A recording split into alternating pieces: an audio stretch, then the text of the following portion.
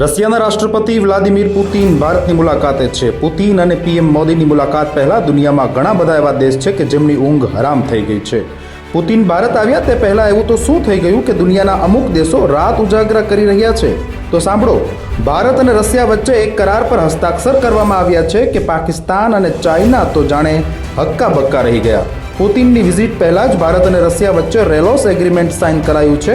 રેલોસનો મતલબ એટલે કે reciprocal exchange of logistic support, જેનો સીધો મતલબ એવો થાય કે ભારત ગમે ત્યારે રશિયાના મિલિટરી બેઝ, મિલિટરી સાધનો અને રશિયાના આર્મીનો ઉપયોગ કરી શકે, યુદ્ધમાં અને શાંતિમાં પણ। સામા પક્ષે રશિયા પણ ભારતના મિલિટરી બેઝ, મિલિટરી ઇક્વિપમેન્ટ્સ અને ઇન્ડિયન આર્મીનો ઉપયોગ કરી શકે છે। આ કરારના ઘણા બધા ફાયદા છે, ખાસ કરીને ઇન્ડિયન નેવીને મોટો ફાયદો થશે। રશિયન આર્કટિક પાસે રશિયાના જે મિલિટરી બેઝિસ છે તેની ડિરેક્ટ એક્સેસ સીધી રીતે મળી શકશે અને તે પણ ગમે ત્યારે, જેને કારણે આપણે ત્યાં સાયન્ટિફિક એક્સપ્લોરેશન અને એક્સપેરિમેન્ટ કરી શકીશું। આ જ કારણે આપણા અવળચંડા પાડોશીઓને નડશે એમ કહો કે કટશે, પણ આ તો માત્ર શરૂઆત છે। આગે આગે દેખો હોતા હે ક્યા।